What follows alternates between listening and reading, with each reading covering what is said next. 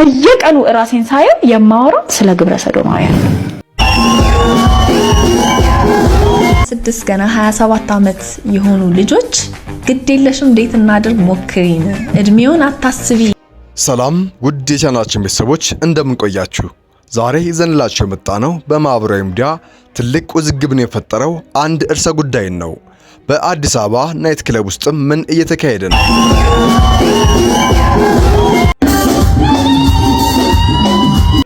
የምሽት መዝናኛ ቦታዎች ለወጣቶች የመዝናኛ ቦታ ብቻ ናቸው።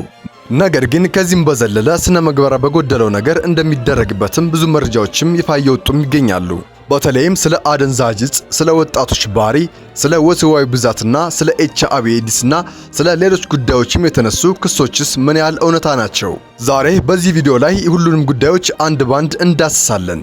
እናንተ ብቻ እንደተለመደው ሀበሻ ፕሪንስ ዩቲዩብ ቻናልን ሳብስክራይብ እያደረጋችሁ እስከ ቪዲዮ መጨረሻ ድረስ አብራችሁን ትንዝለቁ። በመጀመሪያ የተነሳው ጥያቄ ይህ ነው። ክለብ ማለት ሰዎች ሙዚቃ ሰምተው ሲጨፍሩና የመዝናናት የሚችሉበት ቦታ ብቻ ነው። ተናጋሪዎች ግን እንደሚሉት ከመዝናኛ በላይም የሆነ ተግባራትም በአንዳንድ የምሽት ክለቦችም ይካሄዳል የሚሉ ክሶችም እያቀረቡም ይገኛሉ። በተለየ መልኩ በአደንዛዥ ዕፅ፣ ከመጠን በላይ መጠጥ፣ አልኮል፣ ከወሲብ ብዛትና ሌሎች አደገኛ ተግባራትን በክለቦች ውስጥም እንደሚካሄድም ተናግረዋል። በወጡት መረጃዎችም በተለይም ስለ አደንዛዥ ዕፅም በስፋት እየተነገረም ይገኛል። በአንዳንድ ክለቦች ውስጥም ወጣቶች የተለያዩ ጾታዊ ጥቃትም እንደሚደርስባቸውም ክሱም ያመለክታል። በተለይም ወጣቶች ወደ እነዚህ ልምዶች መግባታቸው ከባድ ማህበራዊ ችግር ነው። ምክንያቱም የአደንዛዥ ዕፅ ሱስ የአንድ ሰው ሕይወት ብቻም አይጎዳም፣ ቤተሰብን፣ ስራና ማህበረሰቡንም ይነካል። ስለዚህ ጉዳዩ ከክለብ በላይ ነው። የወደፊት የኢትዮጵያን ዕጣ ፈንታ የሚወስን ጉዳይ ስለሆነ በጥንቃቄ ልንመለከተው ይገባናል።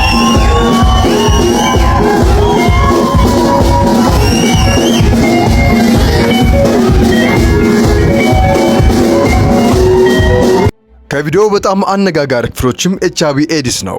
በአዲስ አበባ HIV ኤድስ በጣም ተስፋፍቷል የሚሉ ንግግሮችም በጣም የተበረከቱም ይገኛሉ።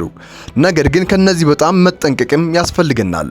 HIV ኤድስ መስፋፋቱን የሚነገር መረጃ በጤና ባለስልጣናት በታማኝነት የጤና ምንጮችም መደገፍ አለበት። ገና 25 ገና 26 ገና 27 ዓመት የሆኑ ልጆች ግዴለሽም እንዴት እናድርግ ሞክሪን እድሜውን አታስቢ የሚሉ ወንዶች አሉ። ከዚህ ቪዲዮ በጣም አስደንጋጭ ክሶች መካከል አንዱ ሴቶች ለባለ ሀብት ደንበኞች እንዲቀርቡ የተነገሩ ጉዳይ ነው። እድሜውን አታስቢ የሚሉ ወንዶች አሉ።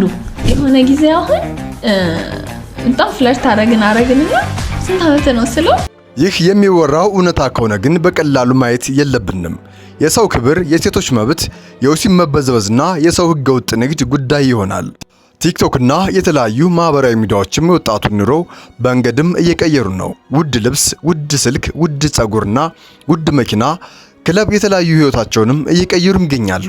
እነዚህን ነገሮች በሶሻል ሚዲያ በተደጋጋሚ ሲታዩ አንዳንድ ወጣቶችም እኔም እንደዚህ መኖር አለብኝ ሲሉም ይታያሉ። ግን ስክሪን ላይ የምናየው ሁሉ የሰውን እውነተኛ ህይወት አይደለም። ስለዚህ ወጣቱን ማየት ያለበት የሌላውን ሰው ህይወት መኮረጅ ሳይሆንም የራሳቸውን እውነተኛ ጉዞ መገንባት ነው። በተለያዩ ሶሻል ሚዲያዎች ላይም ስለ እምነት ጉዳይም ተነስቷል። ሚስቶች ለባሎቻቸው ሴክስን እንዲከለክሉ መጽሐፍ ቅዱስ አይፈቅድም ይላል። ይህንን ነገር ደግሞ ያዝ ታደርግና እህታችን ምን አይነት ነገር ነው ያስቀመጠችው? ኦኬ መጽሐፍ ቅዱስ ይህንን ነገር የማይፈቅድ ከሆነ እንግዲያውስ መጽሐፍ ቅዱስ ባሎች ሚስቶቻቸውን እንዲደፍሩ የሚያበረታታ ወይም የሚፈቅድ መጽሐፍ ነው ማለት ነው የሚል ነገርን ታስቀምጣለች። ማስተካከያ ይደረግልኝ ነዋ ሳይሆን ነው ወይ ነው ስለ የነበረው መጽሐፍ ቅዱስ ሚስት ለባሏ አትከልክለው ይላል ሲል ያ ማለት አስገድዶ መድፈር ጥቃት እንዲፈጸምባት ይፈቅዳል ማለት ነው ወይ? ተናጋሪዎችም አንዳንድ ወጣቶችም የምሽት ህይወታቸው ከመንፈሳዊ ህይወታቸው ጋር እንደሚጋጭም ያምናሉ። በጣም ፍለርት አረግንና ስንት ዓመት ነው ስለው 23 ዓመት ያለኝ እና በጣም የደነገጥኩት ምክንያት 10 ዓመት ነው። እንደ እምነቱ ደግሞ ሰው ቢክድም ወደ እግዚአብሔር መመለስ ይችላል የሚል መልእክትም አቅርበዋል። ፌሚኒዝም አይዲዮሎጂ አይደለም። ፌሚኒዝም ፖለቲካ አይደለም። ፌሚኒዝም ካልቸራል ቼንጅ አይደለም። ፌሚኒዝም አጋንንታዊ ልምምድ ነው። ቆይ በደንብ ነግራችኋለሁ ስሙኝ። እዚህም በሶሻል ሚዲያ ቪዲዮዎችም የተዘዋወሩ ስላሉት ስለ ፌሚኒዝምና ስለ LGBTC ማህበረሰብና ስለ ጾታዊ ማንነት የተነሱ ከባድ አስተያየቶችም አሉ። ልምምድ ነው። ቆይ በደንብ ነግራችኋለሁ ስሙኝ። ይሄን ቪዲዮ እንደሚያጠፉት እርግጠኛ ነኝ። ስለዚህ ሁላችሁም ኮፒ ሊንክ አድርጉ። ይሄ ፌሚኒዝም የሚባለው ነገር የጀመረው አሁን በእኛ ጊዜ ወይም ወደኋላ ትንሽ ራቅ ብለን በ19ኛው በ18ኛው ክፍለ ዘመን ላይ የጀመረ የሆነ ሙቭመንት ለሴቶች መብት የሚታገል የሆነ ስርዓት አይደለም። እነዚህ ጉዳዮች በኢትዮጵያ በጣም አከራካሪ ስለሆኑ በጥንቃቄ መነጋገር ያስፈልጋል። የአንድ ሰው ጾታዊ ማንነት ወይም እምነት በራሱ የወንጀል ማስረጃ አይደለም። በተመሳሳይ ፌሚኒዝም የሚለው ቃል ለሁሉም ሰው አንድ አይነት ትርጉም የለውም። እሱ ከቨር ነው፣ ባይዘዌ ከቨር ነው። ከእያንዳንዱ ነገር ጀርባ አንድ የሆነ መንፈሳዊ ግራውንድ አለ፣ መንፈሳዊ መሰረት አለው ማለት ነው።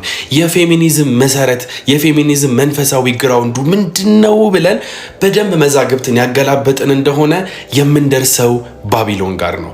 ሁላችንም በትምህርት ቤትም በሃይማኖትም በተለያየ መስክ ስለ ባቢሎን ግንብ እናውቃለን።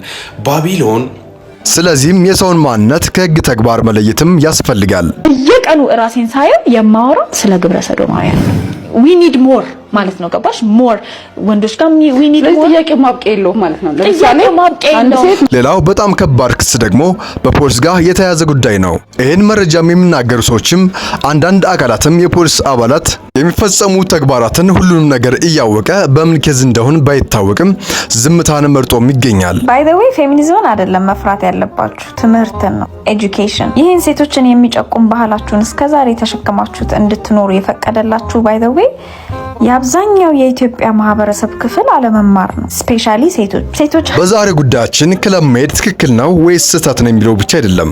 ዋና ጉዳያችን የህግ አክብሮት፣ የወጣቶችን ጤና፣ የሴቶችን ደህንነት፣ በማህበረሰቡ እሴትና የማህበረሰቡ ሚዲያ ተጽዕኖ ነው። እንደ ማህበረሰቡ ልንጠይቅም የሚገባን ነገር የሴክስ ግንኙነት ነው። ሚስት ፍቃዷን ሳትሰጥ ሳትስማማ ከተገናኛት እየደፈራት ነው። ትዳር ውስጥ የሚፈጸም ያስገድዶ መድፈር ጥቃት እንለዋለን። ትዳር ውስጥ የሚፈጸም ያስገድዶ መድፈር ጥቃት ወጣቶች አሁን ካሉበት ጉዳይ እንዲወጡና ስለ ሀገር ፍቅር እንዲማሩ መንግስት የተቻለውን ነገር ቢያደርግ ባይ ነኝ። በአዲስ አበባ የምሽት ክለቦች ዙሪያ የሚነሱ ክሶች ምን ያህል እውነት ናቸው ትላላችሁ?